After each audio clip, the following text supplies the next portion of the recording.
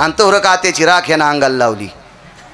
नामधारकाची ताकद सांगतो, लेकरं जाळणारी बाई पण भजन करणाऱ्याचा संग झाला म्हणून आज होळीच्या दिवशी हुताशनी पौर्णिमा जगदंबा म्हणून तिची पूजा करतात. इतकी नामधारकाची ताकद मोठी. एक पर्व सांगितलं फक्त, असे 19 पर्व आहेत. हिरण्यकश्यपूचा मुलगा कोण? भक्त प्रल्हाद. भक्त प्रल्हाद हा भजन करत होता म्हणून 11 प्रयोग केले याच्यावर. 11 भजन का करतोय? बापाला आवडत नव्हता. नाम घेऊन येती देवाचे. हे ब्रीद हिरण्यकश्यपूचे बापाला भजन करणारं पोरग आवडत नव्हतं. त्याला संपवण्यासाठी कड्यावून टाकले, त्याला संपवण्यासाठी हत्तीला दारू पाजून त्याच्या खाली तुडवले, त्याला संपवण्यासाठी उकळत्या तेलात टाकले, त्याला संपवण्यासाठी वाटेल ते प्रयत्न केले. 10. त्याच्यानंतर बाप दमल्यावर त्याची बहीण चालू झाली, ती उतू आली. त्या बहिणीचं नाव होतं शिवमिका. आणि तिनं दादाला सांगितलं, दादा खराब कस काय झाला? काय नाही म्हणले, पोट्ट मनासारखं वागत नाही, त्याच्या घोरानंच खराब झालो. ती म्हणली, बुटं हरपून येते का? नाही म्हणला, बुटं हरपून येत नाही, पियत नाही, काय नाही, गुटखा नाही, तंबाखू नाही, पत्ते नाही, काय नाही, भजन करतंय. किती बाप भंगिरी आहे. असं पोरग ज्याला बडत नाही तो बाप किती नालायक, विचार करा ना. काही नाही म्हणले, पोरग फक्त भजन करते. आणि तरी तुला आवडत नाही? मला आवडत नाही. मग भावाला आवडत नाही ना, मला बी आवडत नाही. बहीण बी अशीच होती ना, पाय बांधून पैठणच्या तळ्यात टाकायच्या कामी. माशा तरी सुधारल्या असत्या हिला खाल्ल्यावर. मग ती बहीण याची, पण प्रल्हादाची कोण होती? आत्या होती. मग आत्या म्हणली, बहीण म्हणली भावाला, दादा मी त्याला मारिते. ते म्हणला, मोठे गेले वाहात आणि झिंजूरनं घुसले गावात. 10 प्रयोग केले. म्हणला ते मेलं नाही. तू याच मारते रे म्हणे. मी मारते. मज होतं का विपत्ती. अग्नीत हात घातल्याबरोबर हातात इस्तू घेतले. दादा म्हणला, अरे ताई पोळण म्हणल्याबरोबर तिनं पदरात इस्तू बांधला. जळसीन. ते म्हणली, मी जळत नाही रे, अग्नी माझ्यावर प्रसन्न आहे, याच्यामुळे तो पोट्ट मारिते म्हणली. तो दिवस होता पौर्णिमेचा, ज्याला हुताशनी पौर्णिमा म्हणतात. मज होतं का विपत्ती, इतकंच पुरे, एवढंच. मग जे विठ्ठल घेऊन येत बद्री सूचना दिली महाराजांनी, मग मागच्यांनी उठायचं नाही. उद्या काल्याची पंगत आहे, काल्याचं कीर्तन आहे, आपल्या सप्ताहाची परिसांगत आहे आणि महत्त्वाचा दिवस असतो उद्याचा. त्याचे काही नियोजन असतात. 2 मिनटं. काय होतं माहिती आहे का, कुकरच्या सगळ्या शिट्या होस तर गपचिक बसतो. हो, सगळ्या शिट्या होस तर गपचिक बसतो. आणि वाहड्यावर मग खातो, अरे जीभ जळाल्यावर मग थोकतो. असं नाही ना, जरा नेऊ दिलं पाहिजे. पण त्या गोष्टी दम काढली पाहिजे, आहे का नाही? शिट्या झाल्यावर बी जरासं थांबलं पाहिजे, म्हणजे गार होत असतो भात खाताना. इतका गरम इस्तू खाचा काय, थोडीशी दम धरली पाहिजे. परमार्थात ते. अजून सांगू का, आता कॅमेरे पुढे आहेत म्हणून कधी कधी भ्यावं लागते. व इथं काय वाटत नाही, पण दुसरे ऐकणारे पुन्हा म्हणतात ना, बाळू महाराज कुठं हात घालतो, मोठा अवघड आहे. तुमच्या घरी बाथरूम असेल ना, तुम्ही त्याच्यात किती वेळ बसता? तुम्हाला एकूण एकाची शपथ आहे. बाथरूम मध्ये किती वेळ बसता? मी लई तुम्हाला संस्कृत बोलत नाही, काय नाही, मराठीत बोलतो. किती वेळ बसता? हा, पोट मोकळं होस तरच बसता ना. मला सांगा बरं, कोण माणूस आहे पोट मोकळं झाल्यावर मधातच बसला टाळ्या वाजीत? बसता का तुम्ही? नाहीत बसत. मग बाथरूम चांगली आहे का? तुमचं पोट मोकळं झाल्याशिवाय बाथरूम मधून बाहेर निघत नाहीत. कीर्तन इतकं घाण आहे का आधीच उठायला?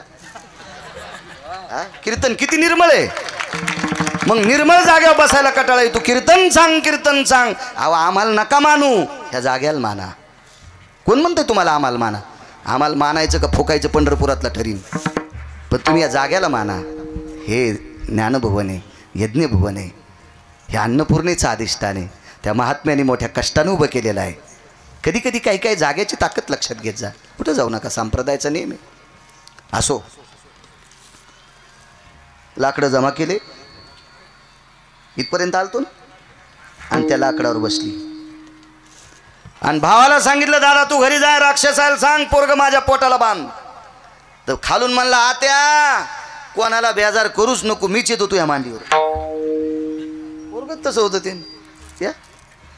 ते का आपल्या पोरासारखं होतं का? आम्ही बैठकीत बसलोत आणि एक बाई म्हणली, महाराज कायच महा नातू आहे बाई महा नातू महाराज, तुम्हाला काय सांगायचं, काय महा नातू बाई कायच नातू बाई. म्हणलं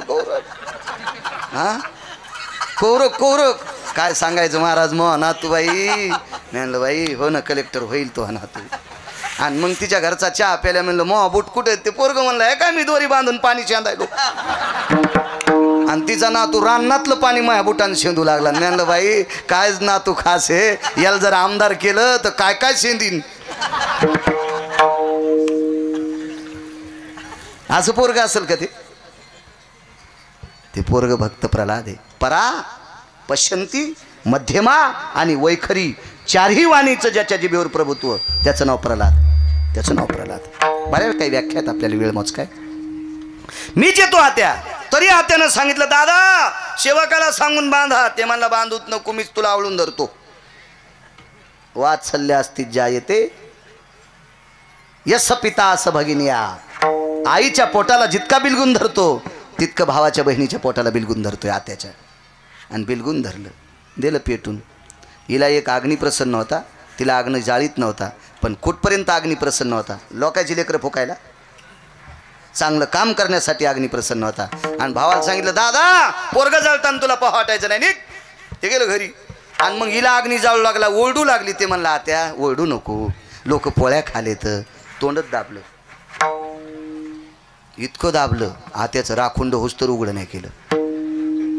सकाळी बाप आला प्रल्हाद आत्या पहिल्या गाडीनेच गेल्या. मी त्याला म्हणलं जालन्याचे दुकान उघड्या आत्या तुला नाटी आणते पैठणी आणतील पण आत्या थांबलीच नाही पहिल्या गाडीनेच गेली. आणि तोरक आत्याची राख यानं अंगाला लावली. नामधारकाची ताकद सांगतो लेकरं जाळणारी बाई पण भजन करणाऱ्याचा संघ झाला म्हणून आज होळीच्या दिवशी हुताशनी पौर्णिमा जगदंबा म्हणून तिची पूजा करतात. इतकी नामधारकाची ताकद मोठी. एक पर्व सांगितलं फक्त असे 19 पर्व आहेत त्याचे. पण मी प्रश्न केला का हो तुकोबा नाही म्हणतात सुखाला आग लागो सुखाला आग लागो. मग या संतांकडे सुख आहे का. त्याला माहित आहे का नालायकाला संतांकडे किती सुख आहे. ज्याच्या कृपेने साहेब विश्व चालतंय ना.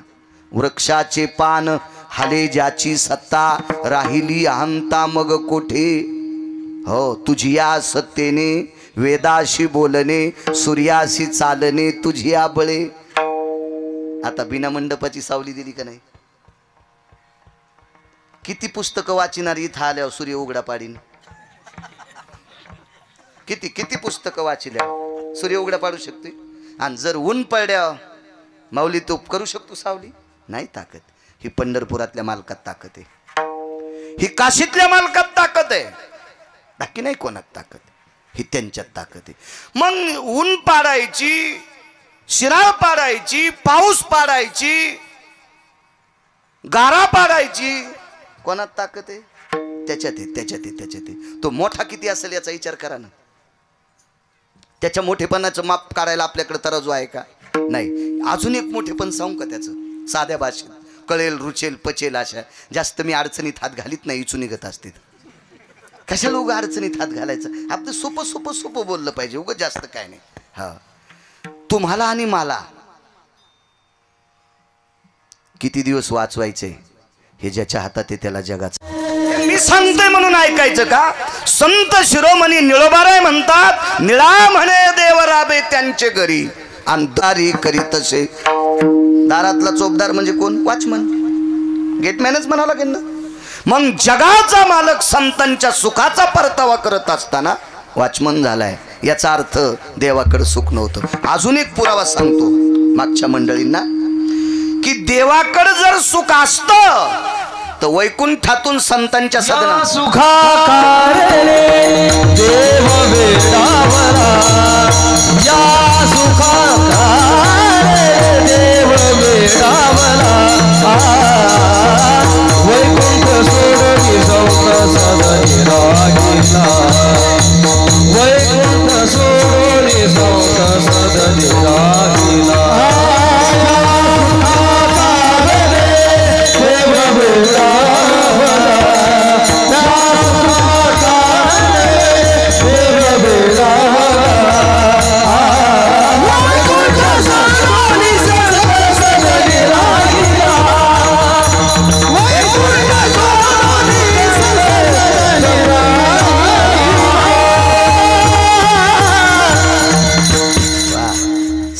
विसरलं. इथले मार्गदर्शक अधिष्ठित आदरणीय प्रभाकर महाराज शास्त्री श्री क्षेत्र पावनधाम आश्रम त्यांनाही प्रणाम. अजून एक विसरलंय, मी रात्रीच्या कीर्तनातही बोलून गेलो, काल दुपारी सुद्धा बोललो, बारामतीकडे होतो दुपारी. तिकडे पंढरपुरातल्या मालकांनी आपल्याकरता एक देवदूत पाठवलाय, मंदिराच्या जीर्णोद्धारा करता आणि गौमातेच्या सेवेकरता असा एक देवदूत, आदरणीय पूजनीय वंदनीय सद्गुरू पाचपोर बाबा, ज्यांच्या मुखारविंदातून आपण माझ्या विटेवरच्या मालकाचीच पण क्रतात्रेता युगातली कथा श्रवण करत होता, प्रभू रामचंद्राची. त्यांनाही प्रणाम करतो. या सुखाकारणे देव येडावला. मग ते हे सुख कोणतं होतं ते घरी गेल्यावर पहा, पण देवाकडे नसावा. या सुखाकारणे देव वेडावला आणि वैकुंठ सोडून संत सदनी राहिला. बरं, संतांकडे सुख घेत असताना संतांची घरं तरी कोणती चांगली होती? आता त्यांच्या अभंगावर आम्ही कीर्तन करून घरं बांधलेत, असे घरं त्याला नव्हते. घरं नव्हते. पाहुणे घरासी आजी आले ऋषिकेशी, काय करू उपचार कोप मोड की जर्जर. माझं वाक्य आहे. आता आम्ही त्यांच्या भंगावर कीर्तन करतोय. मला गुलाबाचे फुलं टाकले तिथून इथपर्यंत, पाहत होते ना तुम्ही, गुलाबाचे फुलं टाकलेत. नाना प्रकारचं जेवायला काय होतं, यांच्याकडे देव जात होता आणि देव यांच्याकडनं सुख घेत होता. त्यांची इथं खाला काय होतं, दरदरीत पाण्या माझी रांधियल्या कन्या. महाराष्ट्रात एखादं घर असेल का त्याची इथं पानपुडा नसेल? इकत घ्यायचं काम नाही ना. सक्रातीला ह्याची कुणी केलं द्याल्यात. हो, आता तुम्हाला सांगतो, भांडे घासायच्या घासण्या इकत घ्यायचं काम नाही. हो, आमच्या इथं संक्रांतीला इतक्या शॅम्पूच्या पुढे आल्या की आम्ही गाडी पण शॅम्पूच्या पुढे न धुतो. काही दिवसाला यायनं गहू ज्वारीन गॅस वाटावं म्हणजे बस झालं, म्हणजे बाळ्याला पुन्हा ताण नाही कशाचा. पण ह्या मोठ्या चतुर येतात, ह्या तोंड पाहून वान देतात. ही बड्या घरची बाई आली की गुळाचं ढेकूळ, जरा बड्या घरची आली की मग बघव, आणि गरीबाची बाई आली की शॅम्पूची पुडी. होंडी होशीन होंडी, विठाला विठाला.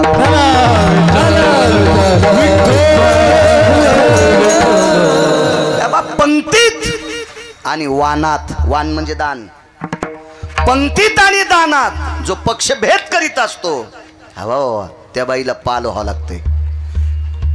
येन दातृत्वाम भयस्थितो शंका भय व्याप्तेषु आगा गेहाम यज्जायते भक्षंती कीटका नैवम गिरगावकर लिखितम. गेह म्हणजे घराच्या भिंतीवर सरपटणारे प्राणी. त्याचे पुढचे 2 श्लोक राहिलेत, असू द्या जाऊ द्या, ते तुम्ही घरी गेल्यावर पहा. आणि भक्षंती कीटका, हा पालच. मग किडे खाणाऱ्याच्या कुळात जावं लागतंय. चुका करायच्या नाही माझ्या माईंनो. कशाला कीर्तन ऐकायचे? आपल्या चुका दुरुस्त करण्यासाठी कीर्तन ऐकायचे. हो, काय सांगत होतो? सुख सुख कन्या होत्या हो, खाला कन्या. पानपुड्याचा विषय सांगत होतो. तर तुकोबारायच्या घरी पंढरपुरातला मालक जेवल्याच्या नंतर तुकोबारायने नमस्कार करून देवाला सांगाव, देवा मी दुर्बळ आहे रे, मी गरीब आहे रे, मी गरीब आहे, तुला सुपारी देऊ शकत नाही, विलायची देऊ शकत नाही, लवंग देऊ शकत नाही, मुखशुद्धी तुळशी दळ, तुका म्हणे मी दुर्बळ. मग इतकी नाजूक परिस्थिती तरी पण यांच्याकडे सुख होतं देवाला देण्यासाठी. नामदेवरायचं घराची भौतिक श्रीमंती ती एकनाथ महाराजांचं घर जर सोडलं तर बाकी सगळ्या संतांची घरं साधी होती. केळीवरी नारळी घर चंद्रमोळी जाणत शियाळी नामयाची. काय एक घर, वारा पाणी मुसळधारा, वारा पाणी मुसळधारा, तेने मोडीले छपरा, तेने मोडीले छपरा. काय या परिस्थिती हो, तरी पण जगाच्या मालकाला सुख देण्याची ताकद त्यांच्यात आहे. चारवाकांचं थोत्तर बंद झालं. इथपर्यंत आलतो ना मी. चारवाक विचारित होते की तुकोबाराय म्हणतात सुखाला आग लागो, मग यांच्याकडे सुख आहे का? भंगिऱ्या सुख इतकं आहे, सुख अजून संपलत नाही, म्हणून पंढरपुरातला मालक खाली आहे. आणि जर सुख संपलं असतं तर वरी गेला असता. अजून सुख आहेच, ते इतकं इतकं सुख आहे की अजून देवाला पण कळालं नाही संतांकडे सुख आहे. म्हणून डोक्यातलं काढून टाका, संतांकडे सुख असेल का नसेल. अप्रतिम सुख आहे. अपांपती निरजा येते अभ्राम्र पटले शिदया धरा यज्जा येते क्रिया तरुवर शाखा भेदीचता. अपांपती म्हणजे समुद्र, पाणी मोजता येईल. धरा पृथ्वीचं वजन करता येईल. प्रपटल अंबर यालाही मोजता येईल. तरुवरा शाखाती भिन्नम ह्याही मोजता येतील. पण संतांचं सुख मोजता येत नाही. इतकं संतांकडे सुख आहे म्हणून ते त्यागू शकतात. संत म्हणून आगी लागो तया सुखा. आता राहिला प्रश्न तया हा कोण्या सुखा, की जे सुख देवाचं नाव घेऊ देत नाही त्या सुखाला आग लागो, त्या सुखाला आग लागो. उदाहरणार्थ एखादा राजा असेल आणि राजा रिकाम्या वेळात जर देवाचं भजन करीत नसेल तर त्याच्या सुखाला किंमत नाही, किंमत नाही, किंमत नाही. अशा सुखाला आग लागू. मग ऐका पुरावे, तुम्ही मला फक्त आशीर्वाद देत राहा, त्याच्यावर बाळू बोलत राहील विठाला विठाला.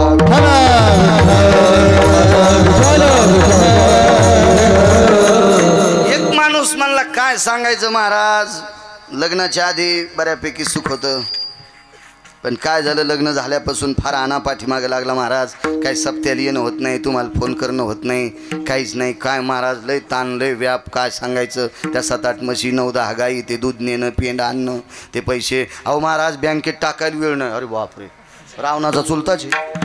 आणि कोणाला सांगायला, गिरगावच्या बाळ्याला काय सांगायचं महाराज, वेळच नाही, वेळच नाही, वेळच नाही, वेळच नाही.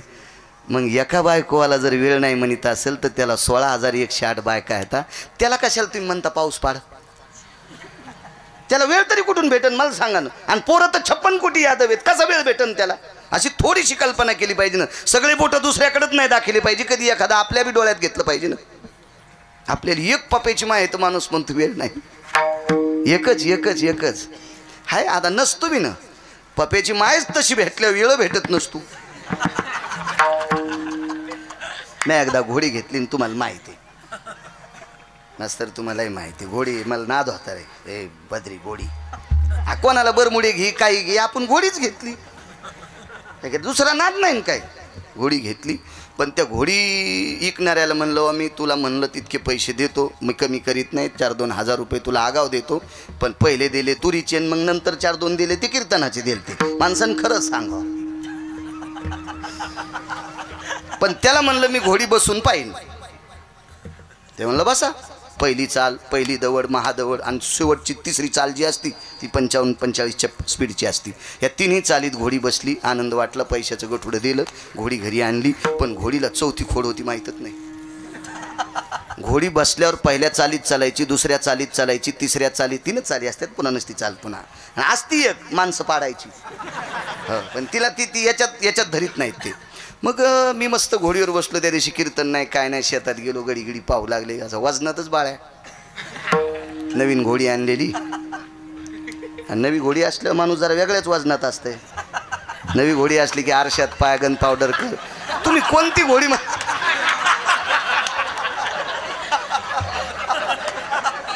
ए बद्री, तू गैरसमज करून घेऊ नको रे. मी घोडी म्हणायलो, घोडी. हे असं होतं बघा. विठाला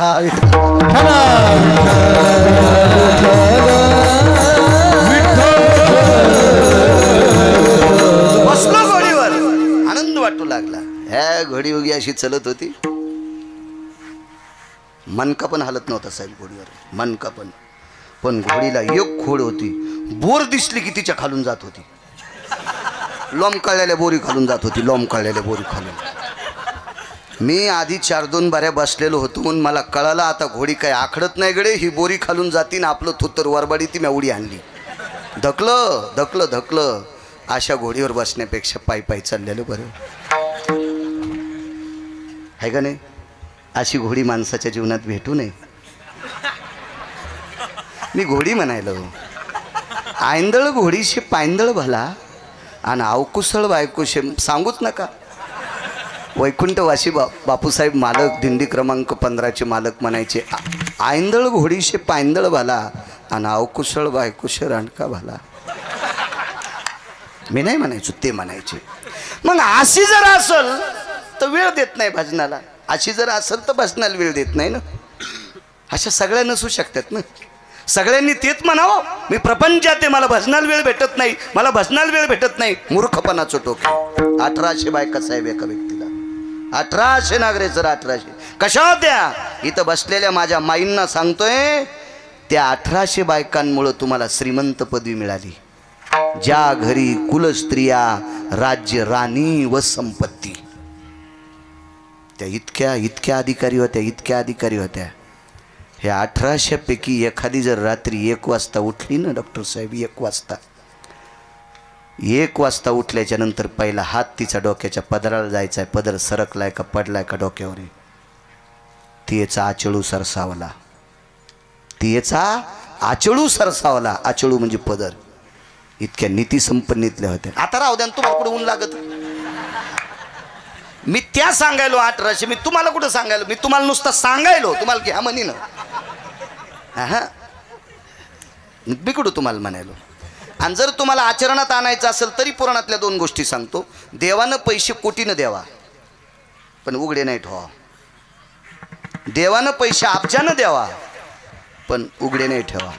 देवानं पैसे खरवानं द्यावा. जिंच्या पॅन्टीवाल्याला आकडा कळत नाही, फक्त हो म्हणा. निखरवानं द्यावा, पद्म देवा, शंखू देवा. एकावर किती शून्य म्हणजे शंखू? हा, 18. विठाला विठाला विठाला,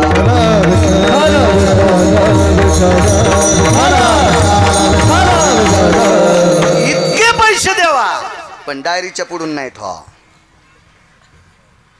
पैसे डायरीच्या पुढून उघडे ठेवायची वस्तू नाही. लक्ष्मी झाकलेली असावा. एक देशायाम भारतेषु अंगनास्तताम सर्व कायाम अंबरेषु यत्पुनिता वर्षायाम मात्रेषु स्थिता. जाबाली नावाच्या साधूचं वाक्य. रमा म्हणजे पैसे झाकलेले असावा. देशायाम भारतेषु कामिना म्हणजे स्त्री. अंगा कायान्वरधेषु अंबरा. काया म्हणजे शरीर आणि अंबर म्हणजे वस्त्र. सगळं अंग झाकलेली स्त्री असली की तिला नमस्कार जगदंबा म्हणून करत जावा. पैसे झाकलेले असावा. आणि या देशाच्या स्त्रीनं जास्तीत जास्त अंग झाकलेला असावा. हा वारकरी संप्रदायाची, पुराणाची, वेदाची, शास्त्राची, ऋषीची, मुनींची मनोगतातली गोडशी कल्पना. विठाला विठाला.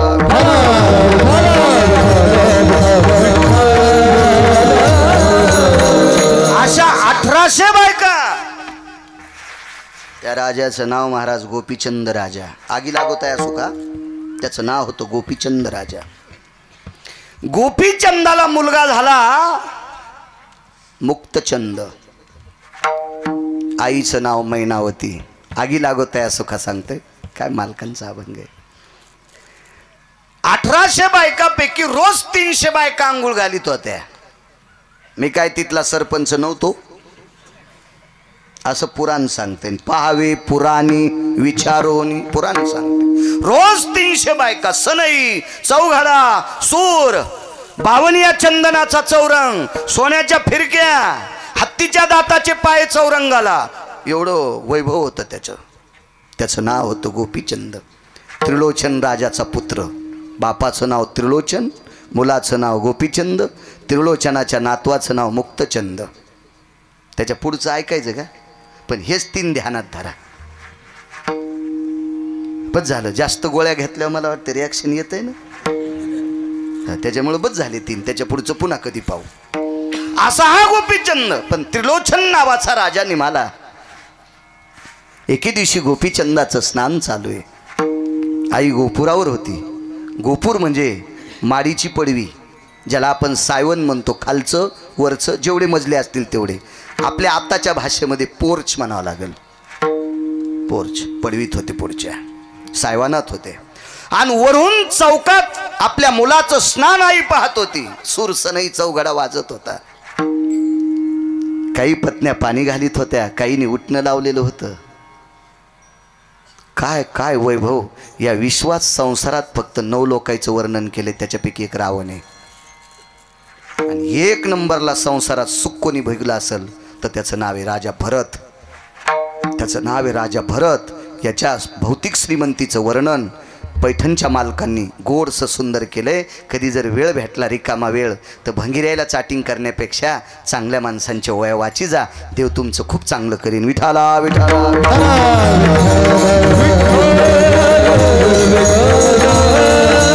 त्याच्यापैकी 9 पैकी एक गोपीचंद राजा आहे. देवाच्या पण संसाराचं वर्णन नाही. लय फाटला देवाचा संसार. 7व्या अवतारातही फाटला, 8व्या अवतारातही फाटला. देवाच्या सुद्धा संसाराचं वर्णन नाही. देवाच्या संसारात वाद नव्हता का? आणि वाद जर नसता तर आईसाहेब खाली काऊन आल्या? राधेला मांडीवर घेतल्यामुळे आईसाहेबाला राग आला. राधेला मांडीवर घेतल्यामुळे आईसाहेबाला राग आला आणि वैकुंठ सोडून आईसाहेब दिंडीरवनात आल्या. म्हणजे वादिवाद होताच ना. काहीतरी कितीतरी सांगते. वैकुंठवासी श्रीमद भागवतातलं रत्न डोंगरोजी महाराज सांगायचे, भगवंताचा फार वेळेस संसारात वाद झाला. फार वेळेस संसारात त्याच्यातला 5 वेळेसचा वाद एका संन्याशाने मिटिला. तो संन्याशी भजन करणारा होता, इतकं लक्षात ठेवा. म्हणून भजन करणाऱ्याची बरोबरी ब्रह्मवेत्ता पण करू शकत नाही. आईशे ब्रह्मवेत्ते अपरंपार, तरी भजन करणाऱ्याची बरोबरी करू शकत नाहीत. इतकं तुका म्हणे येथे भजन प्रमाण आणि काय थोरपण जाळावे ते इतकी भजन. कारण तो संन्याशी भजन करीत होता. हे आईसाहेब खाली रुसून आलते ना, मला ना दे आता हे गव्हाला पाणी देताना गवत उपटीत असतो.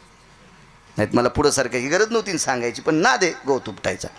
तर आईसाहेब खाली आल्याच्या नंतर पंढरपुरातल्या मालकाला भजन करणाऱ्या संन्याशानं 6व्या क्रमांकाचा संन्याशी देवर्षी नारदानं सांगितलं, देवा तुम्ही मोठी माणसं आहात आणि मोठ्या माणसाचं चुकल्यावर बारकी माणसं हसत असतात. मोठ्या माणसांनी शक्यतो झाकून झुकून नेलं पाहिजे. नाही म्हणे माझा काही गुन्हा नसताना तिनं खाली कशाला जावा? जाऊ द्या म्हणले, पण मोठ्या माणसानं 2 पावलं रिवस आलं पाहिजे.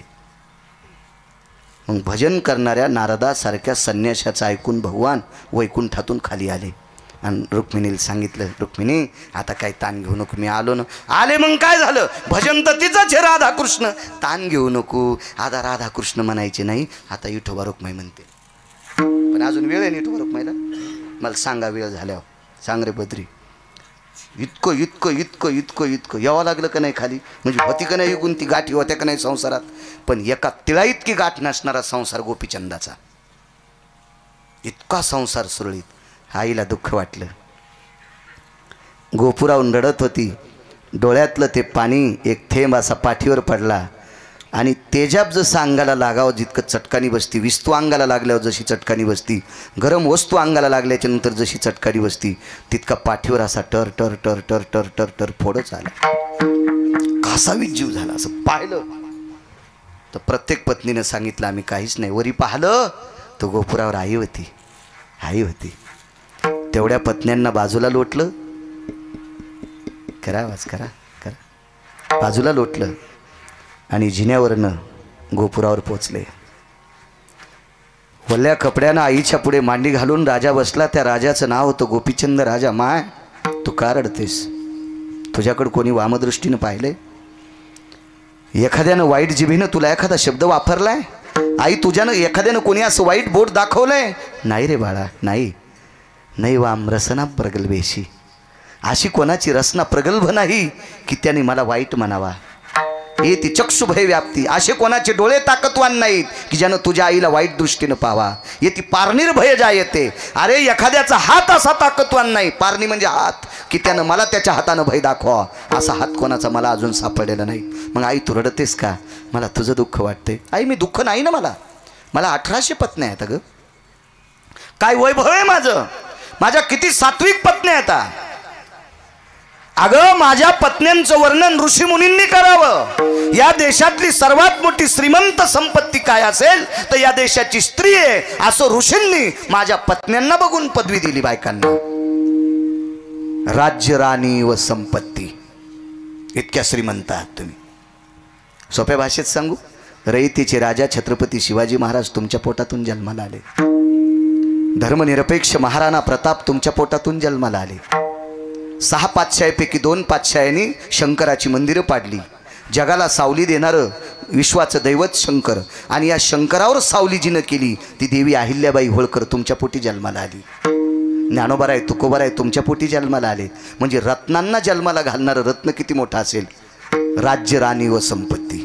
या देशाची तुम्ही संपत्ती आहात. आई रडू लागली. मुलानं सांगितलं आई मला कसल्याही प्रकारचं दुःख नाही, तू का रडते? दुःख होणार आहे. हा जो संसार आहे मुक्तचंद मोठा झालाय बाळा. हे 300-300 पत्न्या तुला स्नान घालतात, तुझे 2-4 तास याच्यात जातात. याच्यातून आटपलं की तुला जेवायला आहे, तुला नाना प्रकारच्या सोन्याच्या तपकात विडा येतो, तो विडा घेतो, तो विडा खाऊपर्यंत तू इथं थांबतो. आटपल्याच्या नंतर दरबारात जातो, दरबारात नाना प्रकारच्या निष्ठ अनिष्ट म्हणजे चांगल्या वाईट, राजाकडे चांगली लोक येत असतात आणि वाईटही लोक येत असतात. या सगळ्या गोष्टीची चर्या हे करत असताना याच्यात तुझा बराचसा काळ गेला. आणि हा काळातून बाजूला सरकल्याच्या नंतर तुझ्या डोक्यावर ताण येतो. 1-2 तास त्या ताणासाठी तू अलिप्त असतो. कुठेतरी आटपल्याच्या नंतर रात्रीचं भोजन करतो. रात्रीचं भोजन आटपल्याच्या नंतर पुन्हा तुला निद्रा सदवत असते. भजनासाठी तुझ्याकडे उरलंय काय बाळा? हे किती दिवस करायचे? किती दिवस? कमरेला फक्त कपडा होता, अंग सगळं उघडं होतं. तोही कपडा वल्ला होता. आणि त्या अवस्थेत आईनं उपदेश केला, आणि बाळा आता पुरे झालंय तुझं, पुरे झालंय. तू मोठ्या आनंदानं देवाला सांगशील मला एवढ्या बायका होत्या, माझ्याकडे एवढी संपत्ती होती, या सगळ्या गोष्टी होत्या. बाळा तू लहान होतास रे, तू लहान होतास बाळा. ह्या उघड्या डोळ्याने तुला राज्य कमवणारा गाडीभर सरपणा जळून गेलाय. माझी या डोळ्याने पाहिली दीपवाळी, आता पेटवा होळी माये बापा. शेवटची होळी मी तुझ्या बाबाची पाहिली. अरे हाड लाकडासारखी जळाली, अंगावरची रोम गवतासारखी जळाली. याच गोपुरातून नशानभूमी दिसते रे, आणि याच गोपुरातून तुझ्या बाबाच्या शरीराला लागलेला अग्नी मी माझ्या डोळ्यांनी पाहिला. बघ डोळ्यात बघ, हे डोळे साक्षीला आहेत रे, तुझ्या आईचे डोळे आहेत रे राजा. बाळा तुझ्या आईचे डोळे आहेत. तू जर यमाला सांगशील, देवाला सांगशील मी ऐश्वर्य भोगलं, यम तुला मारल बरं बाळा, यम तुला मारल. यमाला दया नाही, नाही त्या यमाशी करुणा. मारी ती झोडी ती तोडी ती निष्ठूर. यमाला दयामया नसती रे बाळा. तो म्हणणार नाही हा राजा होता, तो म्हणणार नाही हा भिकारी होता, तो म्हणणार नाही हा कीर्तनकार होता, तो म्हणणार नाही हा मृदंगाचार्य होता, तो म्हणणार नाही हा भजन्या होता. चुका केल्यावर रट्टे हाणतूच यम. भेणार नाही. मग तुला आताची आताच आपुली आपण करा सोडून तुला काहीतरी तुझं हित करावं लागेल. उपदेश मान्य झाला. 19 लोकायला 20 मिनिटाच्या आत उपदेश पावला.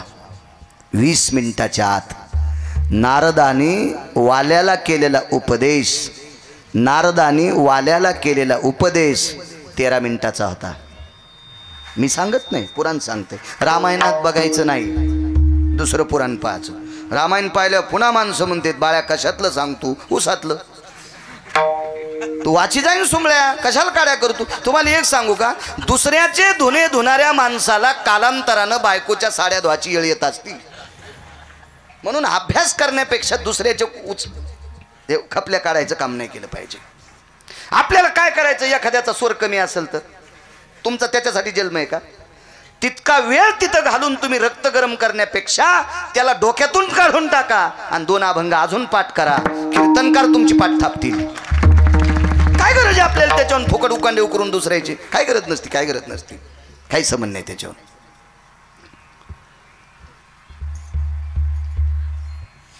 बारा मिनिटात बायकोनं नवऱ्याला उपदेश केला आणि त्या दिवशी बायको सोडून दिली. बायकोचं नाव होतं रत्नमाला. आणि 12 मिनिटात उपदेश ज्या नवऱ्याला केले तो नवरा इतका मोठा आहे. त्याच महात्म्याने केलेलं रामायण काल पाचपोर बाबा सांगत होते. मुनिश्री तुलसीदास सर्पाला धरून आतमध्ये गेलता महात्मा. काय उपदेश होता हो, काय उपदेश होता.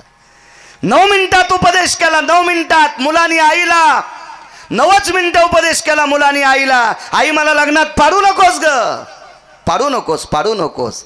सांख्यशास्त्रात पुरावा आला. त्या आईचं नाव आहे देवहूती, मुलाचं नाव आहे कपिल.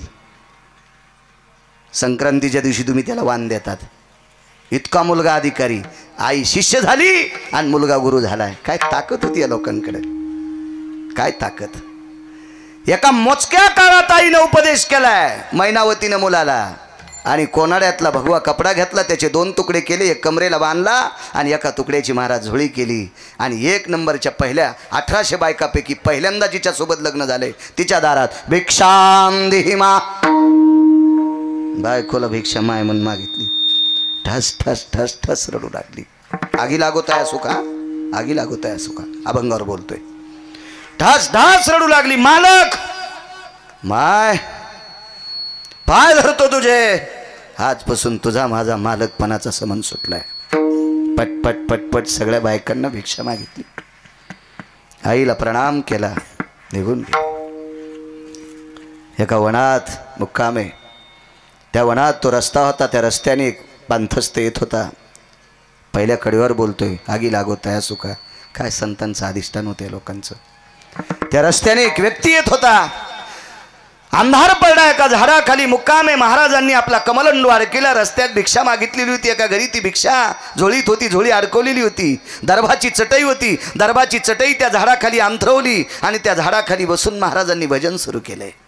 तेवढ्या अवकाशात आवाजाचा ते ध्वनी ऐकल्याबरोबर एक पांथस्त वाटसरू तिथे आला. त्याने विचार केला, पुढचं गाव पाठीमागं लांब आहे, मागचं गाव फार दूर गेले. आता या जंगलात मुक्काम या महाराजांच्या सानिध्यात करावा. आणि त्या वाटसरूनं महाराजाच्या बाजूला स्वतःची वळकटी टाकली.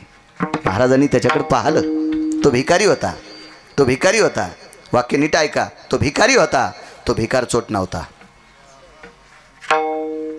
काय होता तो? भिकारी होता, तो भिकार चोट नव्हता. भिकार चोट लोकायचा लय लोकायला त्रास.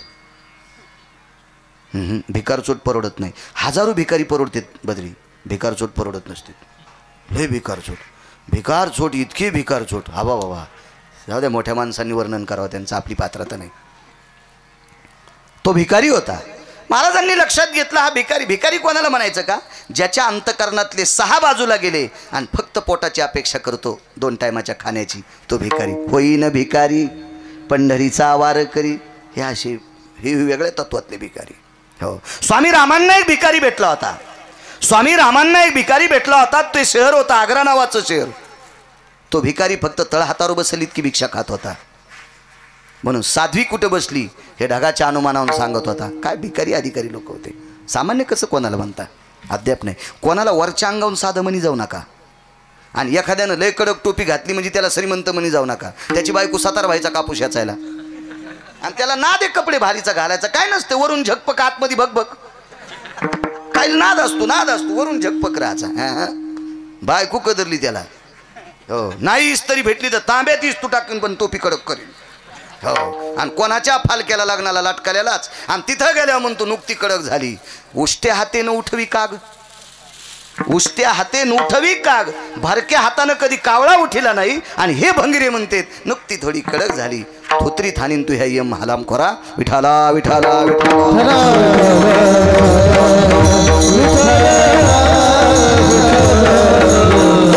निष्पाप अंतकरणाचा भिकारी. कळेल तुम्हाला तो भिकारी, कळेल.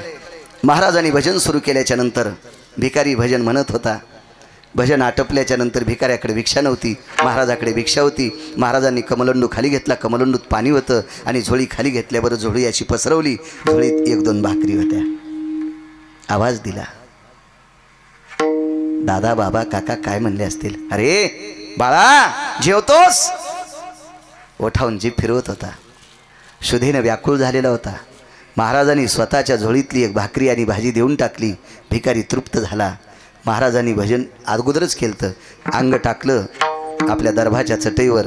भिकाऱ्याच्या लक्षात आलं अशा भयावह जंगलामध्ये ज्या साधूनं आपल्याला भिक्षा दिली, ज्या आपल्या जेवणाची तृप्तता झाली, त्या साधूच्या उपकारातून कसं उत्तीर्ण व्हावा म्हणून भिकाऱ्यानं साधूचे पाय दाबायला सुरुवात केली. लक्षात घ्या भिकारी किती गोड होता, किती गोड होता भिकारी, किती गोड होता, किती गोड होता.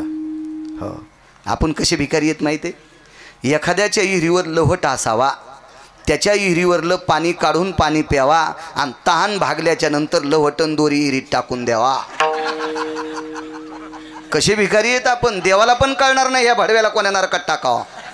असले भिकारी येत आपण, असले भिकारी येत. वा वा वा वा, काय भिकारी येत आपण. तपासलं पाहिजे आपल्यातला भिकारीपणा किती वाईट येतं. इतका जरी कळाला तरी बस झालं. विटेवरच्या मालकाला आवडेल आपण इतके जरी चांगुलपणात वागलो तर. भिकाऱ्याने हातपाय दाबले. महाराजांनी सांगितलं नको रे नको. मनातली मनात म्हणले अरे या भोगासाठी तर संन्यासी झालोय. हे भोग मला बेजार करीत होते याच्याकरता संन्यासी झालोय. आंघोळीला 300 असतील, त्या आरती वारा घालायला किती बायका असतील, किती लालन पालन असेल त्याचं, किती वैभव असेल. आपल्याला एक एकच आहेत माणूस म्हणलं ते ऐकतो. संक्रांतीला 15,000ची साडी आणली पप्याच्या बापानं. तर पप्याची माय थोडी उचकानी होती. हा नाही भेटावं बरं उचकानी कोणाला भेटू नये रे बापा देवा वैऱ्याला भेटू नये. नाही उचकानीचं लय अवघड असतं. मी नाही सांगत कर्कशे संगती दुःख उदंड फजिती देऊतले मालक सांगतात. आणि 15,000ची साडी आणल्या पप्याच्या माईने किती खुश व्हा. अशा दुष्काळात सोयाबीनचा उतार कमी आला. कशालाच उतार व्यवस्थित नाही ना. आणि हरभऱ्याला याचं तर त्याचे चिटकलं मागच्या गारानं पावसानं काही उरमलं काही जळालं काही आता. आणि मग ते घडमोड केली की सगळं कुठंच होत असतो ना. ते इतकं सोपं नाही ना. मग अशा काळात 15,000ची साडी आणल्या पप्याची माईने किती खुश व्हा. पण पप्याची माई वचाबाईकडे गेली आणि वचाबाईला दाखिली. वचाबाईल म्हणली बाई आमच्या पप्याच्या बापाने मला 15,000ची साडी. वची अशीच होती. वची म्हणली माय कसं सूत कसं सतरंजीवानीच आहे. पप्याच्या माईचं तोंड जसं मांजरीनं वर खांडलंय.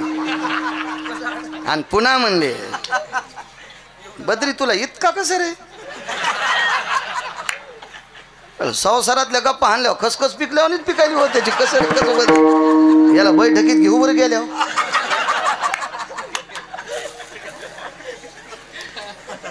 बायकोचं दोन वरण गाड्यावानी झालं. म्हणले काय झालं काय आणलंय. सुत सतरंजीवानी. हा आणि त्याला अनुभव ना आपल्याला वन कशाची पडलीत. आमच्या इतका तुला अनुभव आहे संसारातला. हा विडाला विडाला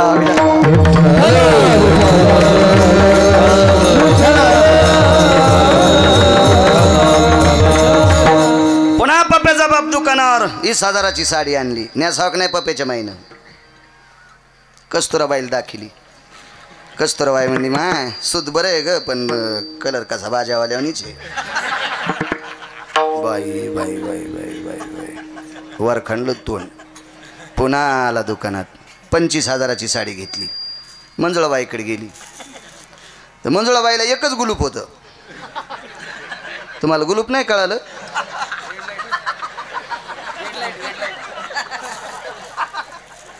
एकच गुलू. पण मंजुळाबाई म्हणली माय सूत चांगलंय रंग चांगलाय आणि बुट्या कशा का गोचडावानी. एकच बायको आहे तरी बरं एकच एकच एकच. घरी आला आणि म्हणला तुया पाया पडतो जशी घ्यायची तशी घी बस मोटरसायकलवर. मोटरसायकलवर बसली. रस्ता असाच होता आपल्या आश्रमावर आलो तर असाच. हो जोरात जालन्याला गाडी नेली आणि तिथं दुकानापाशी गाडी लावली. म्हणला केवढ्याला घ्यायची तर घी. ऑटो रिक्षावाला म्हणला कोणाला बोलायला. पप्याच्या माईला. ती मागच्याच बाकात पडली. माघाल्याच बाकात पडली ती. मग एक एक एक एक काय सांगायचं महाराज. हेवा बायको का नाही उठलं की गरम गरम पाणी तोंड धुवायला देती. आंघोळीला गरम टाकी ती. आमची वड्याला दाढी ती काय हे तिळभर करायचं आणि इळभर सांगायचं. लोयत नाद हो काय काय लोकायला. मला सांगायचं आहे एका बायकावाले जर भोगासाठी इतके उडे हानीत असतील याला 1800 होत्या जायबाई साहेब. काय भोग असेल काय भोग असेल. भिकाऱ्याला सांगितलं दादा मन म्हणत होतं नको रे या भोगाला कंटाळून इथं आलोय. नकोय हे भोग भजन करू देत नाही. नकोय नकोय. हातपाय दाबले त्याने. पड्याच्या नंतर सहज विचारलं का रे कुठं चाललास. काही नाही म्हणे. गोपीचंद नावाचे राजेत. उदार अंतकरणाचे दानशूर गोपीचंद राजेत. आणि या राजांकडे माझं संपल्याच्या नंतर जात असतो. उदार अंतकरणांत ते राजे गहू ज्वारी मला देऊन टाकतात. माझा संसार त्या राजामुळे धकतो. तो राजा माझ्यासाठी देव आहे. कोण म्हणायलाय भिकारी. ऐकायलाय कोण राजा. राजा काय म्हणला तो भिकार चोट राजा. महाराज काय म्हणतात ते भिकार चोट राजा. साहेब त्या भिकाऱ्याला गोपीचंदाला भिकारी म्हणल्यावर इतका राग आला इतका राग आला. त्याला वाटत होतं महाराजाच्या डोसक्यात दगड घालू का काय. निष्ठा होती हो काही लोकांची. निष्ठा होती निष्ठा. जो निष्ठेनं जीवन जगतो का त्याची दखल पंढरपुरातला मालक घेतो. कुठल्याही गोष्टीवर निष्ठा पाहिजे. कुठल्याही गोष्टीवर निष्ठा असावी.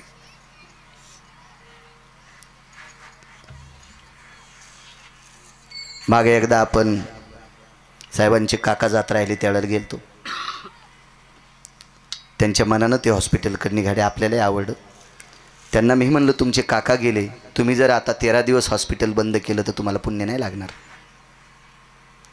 रात्री बेरात्री जर एखादा पेशंट आला आणि तुम्ही त्याला तपासलं आणि त्याला गोळ्या दिल्या आणि त्याच्या वेदनातून जर जो मुक्त झाला तर तुमच्या काकांना ती श्रद्धांजली असेल.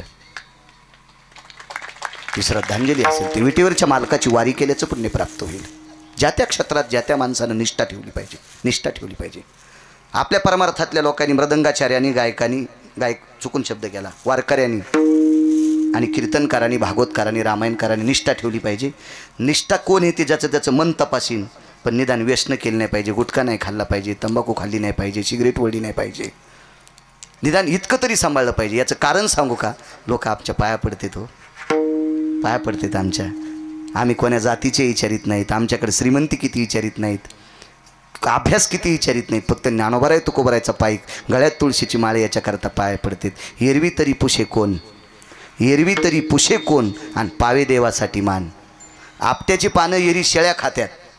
आपट्याची पानं एरी शेळ्या खात्यात. अभंगातला पुराय फक्त म्हणत नाही पण दसऱ्याच्या दिवशी त्याच आपट्याच्या पानाला सोनं म्हणून स्वीकारतात. कोणाला किंमत? दसऱ्यामुळे आपल्याला किंमत आली. ज्ञानोबराय तुकोबरायमुळे महाराज आपल्याला किंमत आहे.